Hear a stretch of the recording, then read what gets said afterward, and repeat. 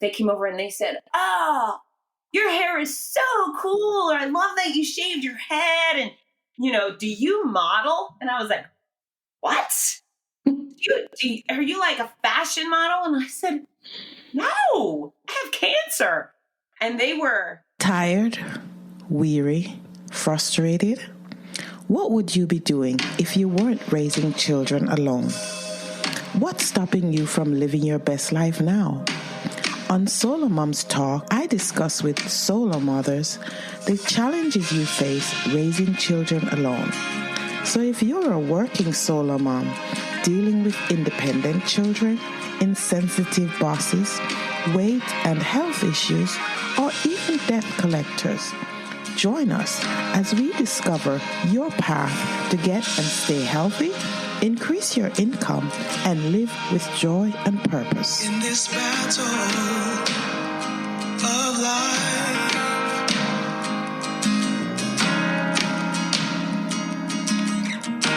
it's hard to keep your head above the water. So win this fight. My guest today is fitness expert Fitz Koehler, author of multiple books, including the Cancer Comeback series. Welcome, Fitz. Thanks, Jen. How are you doing? I'm good. It's good to have you back again. Yeah, I appreciate you bringing me back on your show. It's good to see it still going so strong. Yes. I'm having fun with it. So, yeah. I know a little bit about you, and so does our audience, I think, but tell us what you've been up to. The last time we talked about your journey as a cancer survivor and the Cancer Comeback series, your book. What have you been up to? Tell us about you, first of all. Thanks. So it's been about 2 years. We talked right after I finished chemo, and my book, My Noisy Cancer Comeback, came out, and that was a huge success. And I've been able to help so many cancer patients and survivors, which has meant a lot to me. I have been very busy. I made my very healthy cancer comeback after finishing treatment, a little more than a year after finishing chemo. I ran the Boston Marathon, which was a great triumph for me. And my business is booming. I'm back announcing races all around the country, about 30, 40 a year, which is spectacular, and doing lots of keynotes. And now I have 2 more books coming out in January 23. The first one is Your Healthy Cancer Comeback, Sick to Strong, which is a guidebook for cancer patients and survivors to build their body back up, to dig their way out of that hole that cancer puts you in, because cancer treatment and cancer itself, pretty brutal. So I'm helping my fellow patients and survivors go from sick to strong. And then it comes with a companion journal, the Healthy Cancer Comeback Journal. So I've been working very hard on those things, and it's so inspiring. I always have so many people that are going through it reach out to me for Noisy, and I've made so many friends. And the one thing that's missing out there is support for people who have been beaten up by cancer to get back in the game and get their health back. So that's what I've been up to. Yes, thank you for sharing. And I am impressed by your energy. I was the first time, and I didn't mention that. And I lost my cousin this year to cancer. So sorry. And I couldn't talk to her because I'd spoken to you and several other people. But I'm very encouraged that you are spreading this message that cancer is not a death sentence. Because I think sometimes we take it as that, right? Well, yeah. I mean, when I was diagnosed, I instantly thought, oh my gosh, I'm not going to see my kids grow up. I mean, that's the real fear, right? It's one thing for me to lose my life, but what I was losing was their lives. My witnessing, my being a part of their lives. So yeah, cancer is terrifying, rightfully so, but boy, do we have so much more control than we believe. And so it starts off by being aggressive with your own body. You got to go for all of those annual exams, your prostate, your breast, your skin, your gynecological exams. You got to go. And they say come every year or every 5 years, you got to make it happen. And then you got to take your hands and put on your stuff. You got to squeeze your stuff. You got to look at your body. When our check engine light comes on in the car, we take our car to the mechanic. We don't mess around with our car. That might be expensive. Well, let me tell you, stage 4 cancer is way more expensive than stage 1. So let's nip things in the bud. Let's be responsible for ourselves. And then the other thing we can do to invest in ourselves is take care of our health. Healthy habits, eating, exercise, quality sleep, stress management, they can help prevent cancer. But if you get it anyways, those same 4 things, eating, exercise, sleep, stress management, can help increase your chances of remission, prevent the spread of cancer, and decrease your chances of having the cancer return. So we have so much more power than most people believe. We just got to start executing it. That would be, I truly believe that's how to eradicate cancer, is we just start being diligent about our health. Yes, for sure. That is absolutely correct. All right. So, so I wanted to ask you, because I read something on your website. Okay. Right? Yeah. And you said Fitz's mission is to tack 10 years onto everyone's life. Yeah. Everyone's life she comes across. Yeah. Everyone? Everyone. That's my question. Everyone. So it's interesting to me is, some of our country, our world is so polarized.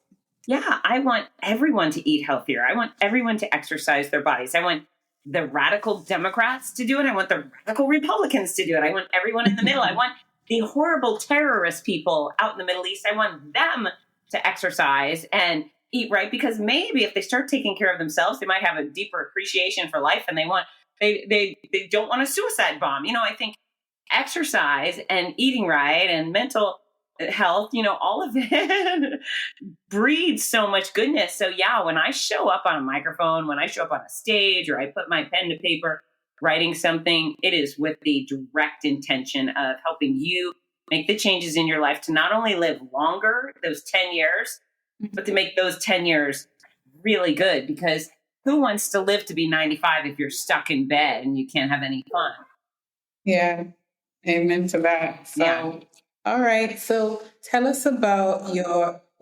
briefly tell us about your first book, The Noisy Cancer Comeback, and then tell us about the 2 latest books. Yeah. So my Noisy Cancer Comeback is a memoir. And, I didn't do things like most people would. I didn't stay home. I didn't hide out. I took my bald head on the road, and I boarded over 30 planes with breast cancer as a bald, very, very sick person. And I traveled the country making happy noise at massive running events. And so the book covers all the gritty, gory details of what it's like to really have cancer, which there's all those universal themes, whether you have breast or colon or brain cancer, chemo, radiation, surgery. I call it the treatment triathlon, but there's some, we share commonalities amongst cancers. So I share my gritty, gory details, but then the adventures I had during cancer care and misadventures. It's very, very funny. And that's actually one of the great responses I get from people, is to say, you know what? I cried, but I laughed. I belly laughed throughout the book, which makes me happy. And it's apparently been very useful to people going through cancer. And then, I don't know if you can hear, I'm so sorry. My dogs are barking here. Oh, that's okay. Thank you. It's a podcast. It's okay. Go ahead. Appreciate it. Yeah. They're defending our turf. And then these new books. So these books came because I had hit rock bottom. I was very sick. Even though I continuously pursued fitness at whatever level I could, I was beaten up by chemo, especially. Radiation wasn't as hard for me. Surgery I did okay with because I was diligent about stretching and physical therapy. But chemo itself I lost 11% of my body weight. Now, most cancer patients actually gain weight with chemo. I was that skeletal person, and I was terribly weak. And I was experiencing things at home, like I couldn't open a water bottle. I just didn't have the strength to open. I couldn't open the car door sometimes. But I went into the gym. It was after my meanest chemo. I was still doing some chemo, but it wasn't the same intensity. And then I was done with surgery. And so I went into the gym and I thought, okay, I'm going to start lifting again. And I knew I was going to take it baby steps, but I was excited to get back on the machines and start pressing. And I sat down on a machine and I tried to lift the thing that I had lifted previously before cancer. I had to keep lowering the resistance. And what I found is overall, I had lost about 80% of my strength. 80%. And so there I was like Holocaust skinny and bald and weird. And then I was so weak.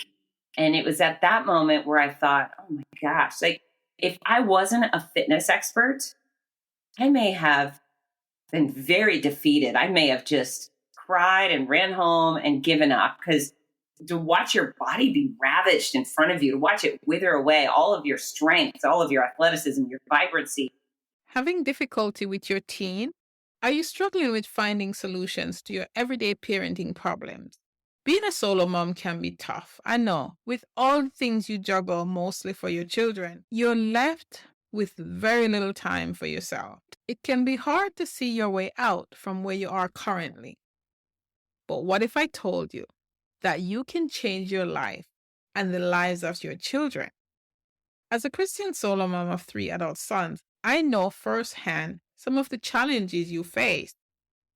But I also discovered that when I shifted my mindset, I was able to transform my life in some amazing ways. Hi, I'm Rosemarie, your personal confidant and mentor. I invite you to connect with me and take the first step towards transforming your life.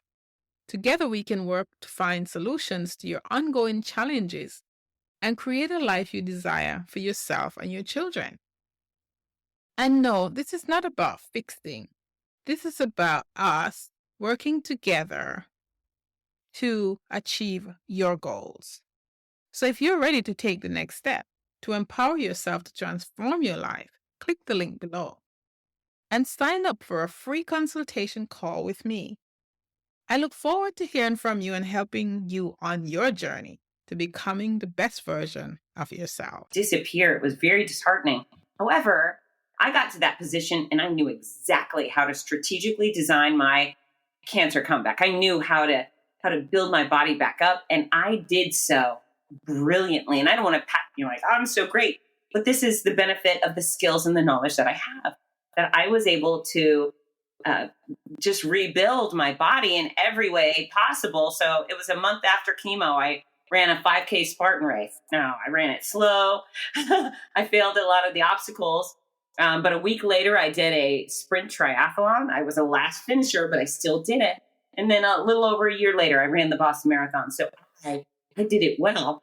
And, it was that moment of, oh gosh, I was bummed for myself. Trust me, it was disheartening. But at that moment, I thought, I just felt for all of the other cancer patients and all the other cancer survivors who didn't know how to rebuild their body, who just looked at themselves and said, oh my God, what has happened? And they had no recourse. And so that's where these 2 next books came from. I was committed at that point to providing a guidebook, a manual for anyone going through it to know, okay, if you're newly diagnosed, this is what you should be doing. If you just had surgery, this is what you should be doing. If you're going through chemo, this is what you should be doing. There's a center section of the book. It's chapter 7 called Everything Exercise. And it's got hundreds of photos in it. And, there's regular type exercises anyone might do standing on their own 2 feet. And then there's a section for exercises to do in a chair, because a lot of times depending on what kind of cancer you have, maybe you can't stand. And then if you can't sit, here's some exercises you can do in bed. And I used to do a lot of exercising in bed just to maintain my mobility and my flexibility and try to maintain some strength. And then here's a whole bunch of photo descriptions on how to stretch in the shower. And then here's things to do in an exam room.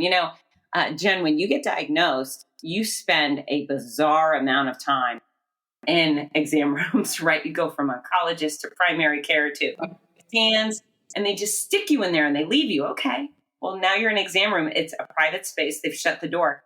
Can you march in place? Can you turn on music in your iPhone and dance around? Can you do push-ups on the counter? Can you do stretches on the exam table? Yes. And so this book really helps people take advantage of, taking a bad situation and making the best of it. And so I'm absolutely pumped. The guidebook, I believe, will become the next, do you know the book, What to Expect when you're expecting? Every pregnant lady gets it. I believe your Healthy Cancer Comeback will be that popular amongst cancer patients and survivors because there's nothing else out there. And then there's a companion journal, and it's also pretty. It's all full color and fun and happy. But you can put all the details about your diagnosis and your doctors and your scans and results. And then there's so many prompts about your feelings. How does this make me feel? Who's my best friend to talk to? Who really annoys me? Who's not helping out? What do I do to distract myself from cancer? And then there's 100 pages of just daily fitness logs for people to start documenting. Okay, this is when I woke up, when I went to sleep. This is how much water I drank. This is the type of exercise I did. This is how I feel. Do you know what strawberry moments are? No. Okay, so strawberry moments are a wider thing, but I learned about them from my children. They go to this wonderful sleepaway summer camp every summer. And at the end of the day, all the campers are encouraged to, as they sit in their cabin in a group, is to share their strawberry moments, which are the best moments of each day. And, maybe you won the rowing competition, but maybe your strawberry moment was that you made a new friend or somebody complimented your flip-flops or whatever it is. And so with cancer, you need to seek out, you need to focus on the positive, on the good stuff. And if you look hard enough, there are silver linings, right? Maybe old friends reach out or strangers are kind or whatever it is. So every day, readers are encouraged to jot down their strawberry moment for the day. And, it's about health, it's about fitness, but it's also about joy. And, I think if I can get all the cancer patients on track pursuing health and fitness and joy, then I have a really good shot at getting everybody else in the world on the same track. Oh, wow. Thank you for sharing that with us. And I'm listening to you and I'm thinking to myself that she doesn't look like a person who has gone through cancer. And you mentioned that you thought because you were a fitness expert that encouraged you to be better and push harder. Yeah. But there must have been something else in you because you were fit and healthy, and then you looked at your body and you're like, wait a minute here. You didn't say, oh my God, it's over. Yeah. You figured something else out. So tell us about that mindset. Yeah, mindset was my most powerful weapon. And it's interesting. Some people are quick to give up, right? Some people are quick to say, I can't, or make excuses. And those things aren't part of my personality, which I'm very grateful for. I mean, hey, those of us who are the find a way type people, we're always going to have better success than the people who find a reason not to. The thing that helped me about being a fitness expert, it wasn't that I didn't have to do all the same work everybody else would. I just knew how, it's a knowledge ingrained in me. But yeah, I looked around, and once my doctors convinced me I wasn't going to die, they said, listen, breast cancer is 94% of all breast cancer cases are curable. Yours is particularly curable. Fitz, we're going to cure you. You're just going to have to endure the cure. And so I was so grateful they said I wasn't going to die, right? That was it. I was like, oh, good. Hopefully I get to live. Hopefully this all works out. So then I decided to maintain perspective. And perspective was always who I was before. And my quote used to be, well, it's not cancer, right? You get stuck in traffic. Okay. You could really freak out over traffic, or you can realize, all right, it's not cancer. You're going to get through this traffic jam. And so it's not cancer was my mantra. And then all of a sudden it was cancer. So, okay, what am I going to do with this? But what I lean towards is here in Gainesville, Florida, we have a massive pediatric oncology wing of the University of Florida Hospital. And there's a lot of kids roaming around with bald heads, and they've had their limbs removed and so forth, to bone cancer and so forth. So what I decided is it is cancer, but I'm not a kid with cancer, and it's not my kid with cancer. And I know every mom out there can resonate with that. If you're going to pick someone in your family to have cancer, you say, okay, pick me. I'll do it. Just don't touch them. And so I was able to keep that. I'm not a kid. It's not my kid. I'm going to be grateful. I'm going to put on my big girl panties and I'm going to press forward. I made 2 great commitments at the start before I knew what treatment was going to do to me, before I knew how sick I would be. I made 2 commitments that I held to. Number one is that I was not going to miss special moments with my kids. So if they had a sport, a ceremony, or a show, I was going to be there. Now, friends and neighbors drove my kids to school and helped out in other ways. But if they had something special, I was going to be there. And I was. The other thing I was determined to do was maintain my career. Now, not everybody is in love with their career like I do, but I am in love with not only what I do, but the people I serve. And was it daunting to get on 30-something planes out of Gainesville, Florida, to fly around the country while bald, while severely sick, while fatigued? It was. But the magic of moving towards something I loved was when I stepped on those stages surrounded by thousands of runners, instantly everything that was wrong with me disappeared. I wasn't focused on me and my suffering. All of a sudden, I was focused on them and their triumph and their big day. And so I got to be full force Fitz Koehler again. And what I do believe is if I didn't get on those planes or if I didn't go to my kids' shows and things, all I would have been is sick. And so there's a couple of trains of thought right now. And our recent virus has encouraged people to hide. Everybody hide, duck for cover, wear a mask, cover your face. Don't go anywhere. Don't touch people. For me, even though I was the most severely immune compromised person on planet Earth, going out to be with these people, I think it saved me. I mean, I hugged every sweaty German stranger I could get my hands on. I smiled with everybody. Their energy, their interactions, they fueled me. They made me better, not worse. And so I just want to know if you want to stay home, if you're so panicked that you don't want any germs from planet Earth, okay, I get it. That's your choice. But for me, I actually had life during the darkest days of my life because I love people. I mean, if I could get my hands on you, Jen, I would squeeze you up and hug you so hard. And that it's life, you know. I mean, what good is life if you're just going to be stuck in your room all the time? So those were decisions that really benefited me. And then I also chose to stay positive. And, you know, that's a choice. It's a choice. I did cry almost every day. And normally I would cry alone in my bathroom or I would cry alone in my Jeep. And I would just get it out because it was a lot of stress. But then I'd wipe my tears and I'd get on with it. And, you know, that really worked for me. Forcing myself out, forcing myself to put on a smile. You know, it was almost sometimes until you make it, fake it. I would walk out of hotel rooms. Oh my gosh. I remember I was announcing the Big Sur Marathon in Monterey, California, and we had a VIP party for our sponsors.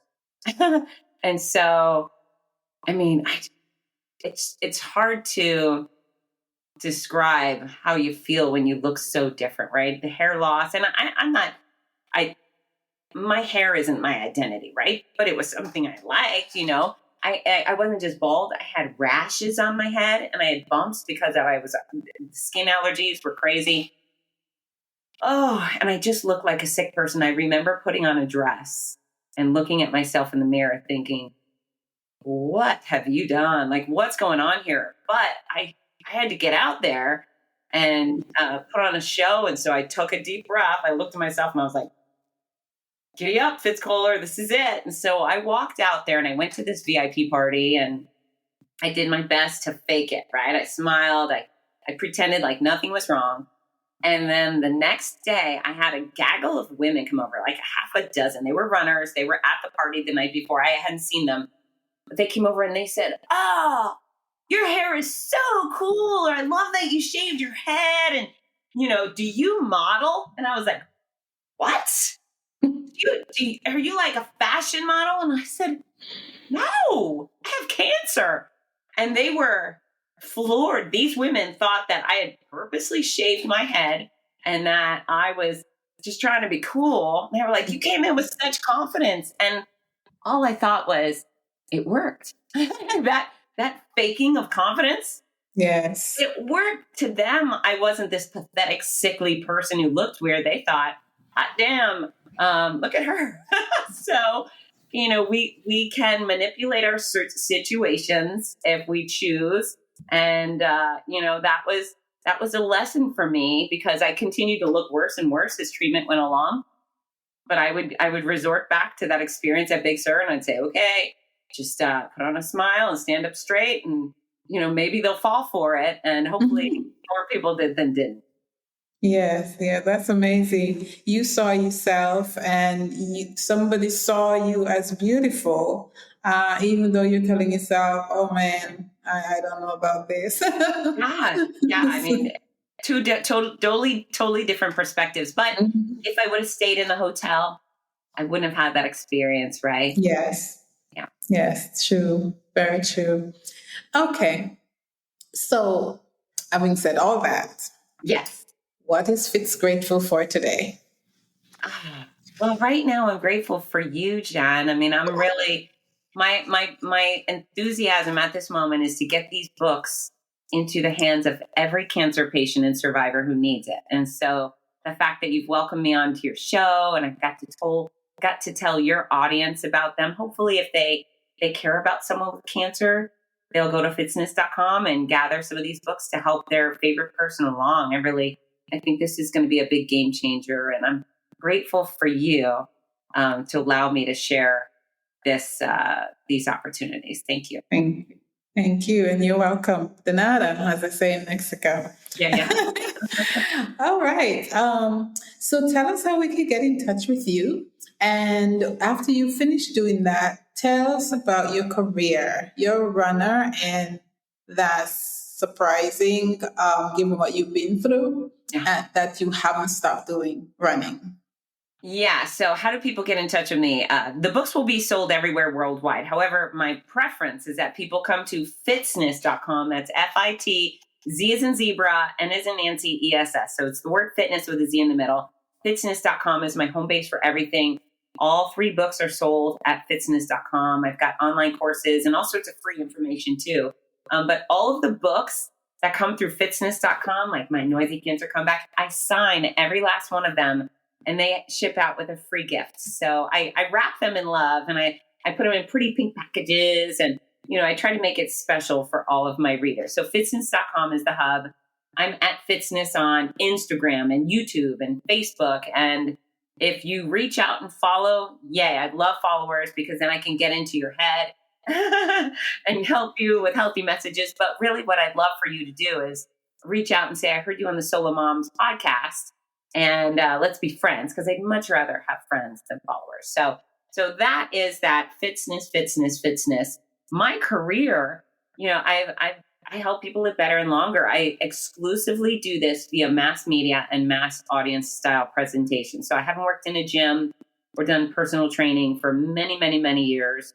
And that's because my craving is to reach as many humans as possible. If I'm locked in the gym with one person or 10 people, that means I can't be focusing on the, 1,000 people surrounding them or 1 million people. And so TV, radio, books, magazines, blogs, podcasts, and then keynote speeches. So I'm sure many of your listeners, they are part of a corporation that brings in a speaker to enlighten or energize their workforce. I'm one of those speakers, and that's a great way of communicating, because I love live audiences. When I do pre-recorded stuff, it's fine. But I love looking people in the face and seeing their eyes, and I love it when they can ask a question and I can solve a problem right away.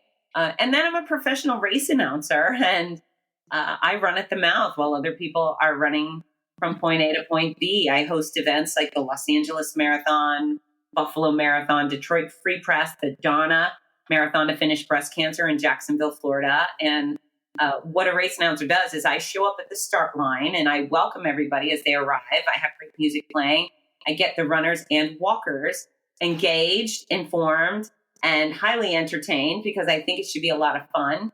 I mention sponsors and give out instructions, and then I whip everybody into a frenzy and I yell go. And sometimes I've got 20, 30,000 people whipped into a frenzy, and it is the most joyful experience in the world for me to be on that stage and have all these happy people. I call it the whoopee party, but they come through waving and shouting and bursting with excitement over their run or walk they're about to take on, which I love. And then I go to the finish line and I wait. And as people start trickling through and flooding through, technology allows me to welcome almost all of them by name. And so I get to say, Jen Francis from, Denver, Colorado. Welcome. And yay, I get to be the first person to congratulate our athletes. And it's important for me to make sure every champion has their most incredible welcome that they deserve. But my favorite part of the race is when the middle and the back of the packers show up. Those are the people that, really stepped out of their box to do something special. That's where the lives are changed. And so I want to make sure the dead last finisher feels every bit as much of a champion as the first finisher. So I'm truly blessed to get to do something so wonderful and meaningful for a living. Yeah, awesome. And as you were talking about that, I think of the verse that tells us to shine our light, to let our light shine. And that's exactly what I see in you. So I really appreciate you.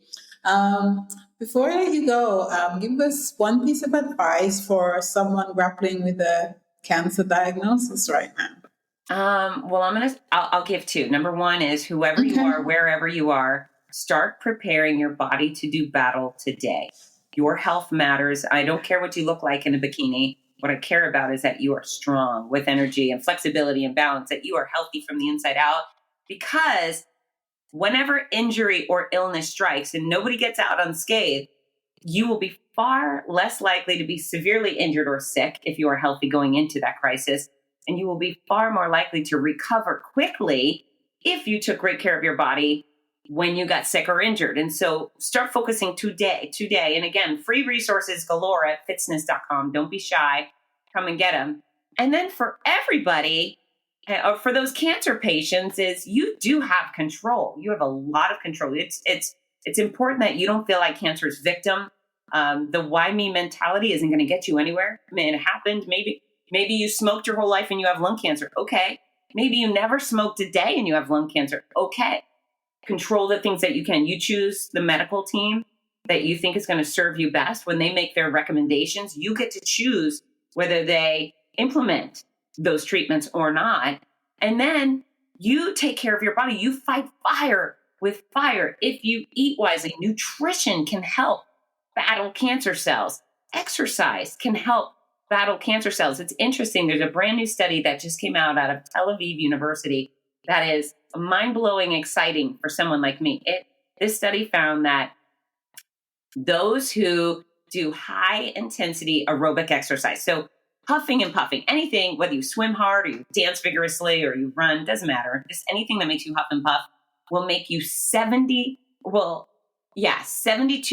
less likely to have cancer metastasize from its original point. So that means if you huff and puff regularly, you are far less likely to have cancer spread. Maybe if you do have cancer, it remains stage 1, you find it, you cut it out, it's gone, as opposed to cancer that goes unharnessed and it ends up stage 2, stage 3, stage 4, all over the place. So exercise, vigorous exercise actually helps. Quality sleep actually helps. Stress management actually helps. And so cancer patients, you do have control. There's a lot of things you can do for yourself, for your health, to increase your chances of remission, decrease your chances of recurrence, and live a long, healthy life. So please take advantage of those things. And of course, I'd love to help with these books. Thank you very much, Fitz. I really appreciate you coming and talking to me today. Thank you. It's been a pleasure, as usual. Absolutely.